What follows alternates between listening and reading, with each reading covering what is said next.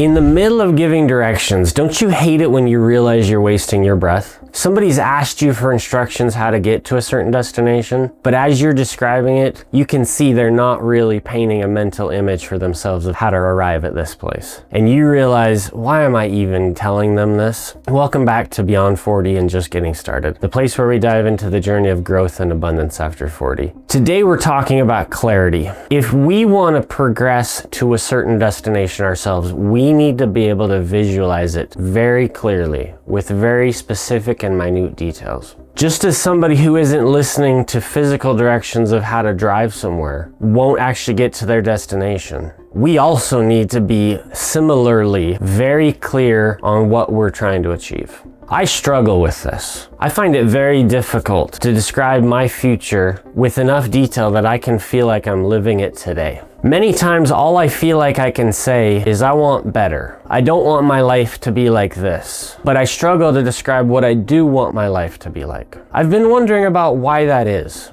Why is it difficult for me to put real words down to who I want to be in 2 years? I've got a couple of ideas of why that's the case. First off, I think that we really only have our own life experiences. We're all shaped in the way we view the world and the way we approach life based upon our life experiences, based upon our culture, based upon our family values and our upbringing. So it's through all of those filters that we're processing our daily information. As we're trying then to grow out of the employee swimming pool and progress towards the prosperity swimming pool, it's hard to describe what that's going to be like when our experience has been exclusively in the employee pool. Really, it comes down to fundamentally we don't have enough contrast in our lives. Recently, I had an experience of visiting one of my wife's friends. As we knocked on her door unexpectedly, what shocked me is how warmly she invited us into her home. And as we walked in, I noticed a lightness, a calmness, an organization, a comfortability about her home. I immediately contrasted that when just a day or two prior we'd had unexpected visitors at our home. In that moment in my mind were not feelings of lightness and comfort and warmness about inviting these visitors in, because I knew in that moment my home was not as presentable as I wished it would have been. That contrast for me was startling. Often I find myself excusing the state of my home based upon how busy I am, or based upon my children, based upon whatever other circumstance may be arising in life at that time. But what really stood out to me about these two contrasting experiences was that my wife's friend's life situation is very similar to ours. She has the same kids, she lives in the same neighborhood, she's engaged in many of the same activities that our family is engaged in as well. So in that moment, I suddenly felt a new sense of clarity, realizing that the contrast between the two homes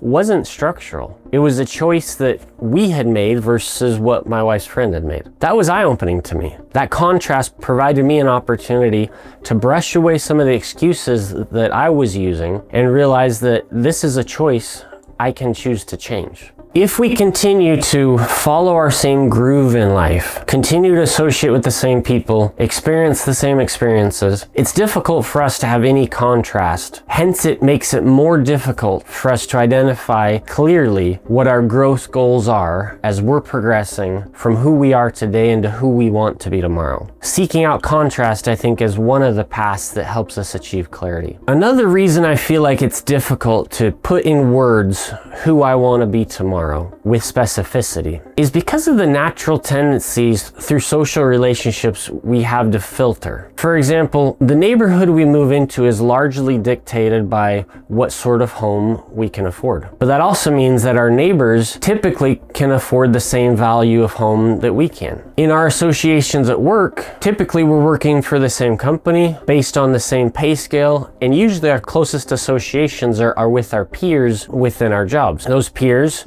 typically get paid more or less the same that we do. In many other ways, we self-filter into buckets of people that tend to be more or less comparable to ourselves. But the result of that is that we start to mistakenly perceive normal as being the level of wealth and success that we have. Because everyone that surrounds us and all of our associations are people who are more or less comparable in life circumstances to us, we start to view that as normal. And with that that perspective of normal, when we run into internal desires to expand our lifestyle and to better embrace abundance instead of scarcity, there is a sense of guilt that can arise. We're all taught that greed is bad. We've all heard that money is the root of all evil. And so if we find ourselves desiring something greater than what we perceive to be the normal for everybody around us, it can make us have a moral question within ourselves. Are we doing something wrong to desire to be participants in the prosperity pool? I think that weight can sit on our shoulders and make us second guess whether we want to establish clarity about what our future goals are. As I'm progressing through this journey, trying to work through obstacles myself about escaping the employee pool and embracing abundance myself, I'm realizing that some of these hurdles are real. Some of these hurdles are so ingrained into the way that we think that it's really hard to escape previous mindsets.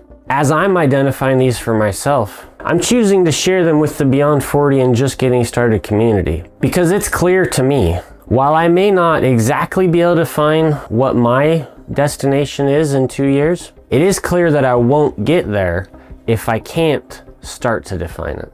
And so any impediment that's holding me back today from being able to achieve that clarity, I need to better understand, and I need to find a way to work around it. My invitation to you is to find your own contrasting opportunities. Intentionally look for reasons and ways to get out of your normal circumstances and see life through other people's eyes. See life through the eyes of people that legitimately have different stories than you, different experiences than you, and different expectations than you. If we don't get around people with different expectations, then our expectations are going to stay where they've always been.